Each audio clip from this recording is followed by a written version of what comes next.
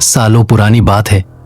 राहुल और समीर एक pizza shop में डिलीवरी बॉय का काम करते थे। समीर जहां थोड़ा डरपोक और समझदार था, वही राहुल बचकानी हरकतें ज्यादा करता था। एक रात करीब 11:15 पर दोनों अपनी शिफ्ट खत्म कर चाय पी रहे थे। भाई समीर, आज तो हद ही हो गई। सेक्टर 7 में डिलीवरी करने गया था, 5 मिनट लेट क्या हुआ? आंटी तो ऐसे चिल्लाने लगी जैसे मैंने कोई बड़ा क्राइम कर दिया हो। छोड़ना यार, कुछ कस्टमर होते ही ऐसे हैं। तेरी शिफ्ट खत्म हो गई हो तो चल कहीं घूमने चलते हैं। तभी राहुल के फोन पर एक नोटिफिकेशन आया। द्वारका सेक्टर 9 का आखिरी ऑर्डर आ गया। आखिरी ऑर्डर, लोकेशन है द्वारका सेक्टर 9। द्वारका सेक्टर 9। भाई मेरी बात मान, कैंसिल कर दे इस ऑर्डर को, मत जा। तुझे तो पता है ना वहाँ पर किस तरीके की चीजें होती रहती है, और वैसे भी आज अमावस्या है। फिर से वही बातें स्टार्ट कर दी तूने। मैंने कहा ना वो सारी अफवाहें हैं। तू फालतू में डर रहा है। मैं अभी जाकर आता हूँ। समीर को अनसुना कर राहुल बाइक लेकर निकल पड़ा। चारों तरफ सन्नाटा और कोहरा, मानो सड़कें किसी बड़े खतरे का संकेत दे रही हो।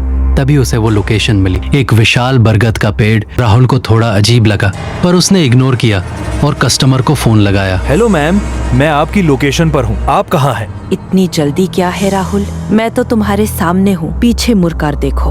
राहुल ने जैसे ही पीछे मुड़कर देखा, वहाँ अचानक एक औरत खड़ी थी। राहुल काम गया, पर हिम्मत जुटाकर पार्सल उसे थमा दिया। ये रहा आपका ऑर्डर। जैसे ही वे मुड़कर अपनी बाइक स्टार्ट कर ही रहा था कि तभी एक भारी हाथ उसके कंधे पर आ गिरा।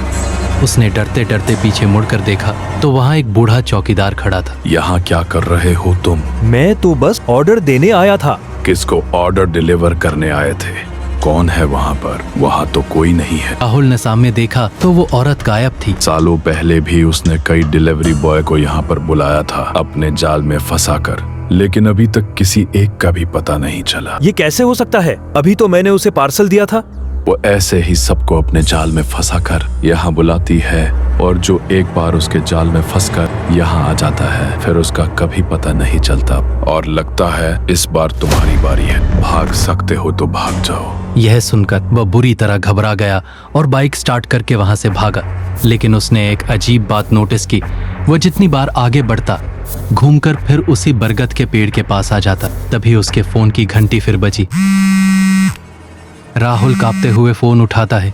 हेलो मैम, मैं आपकी लोकेशन पर हूँ, आप कहाँ हैं? राहुल के पैरों तले जमीन खिसक गई। उसे फोन पर अपनी ही आवाज सुनाई दे रही थी। उस रात के बाद राहुल को फिर कभी किसी ने नहीं देखा। लोग कहते हैं वह आज भी उसी मायावी इन्फिनिटी लूप में फंसा हुआ है। ऐसी ही और डरावनी कहानियों के लिए चैनल को सब्सक्राइब जरूर करें।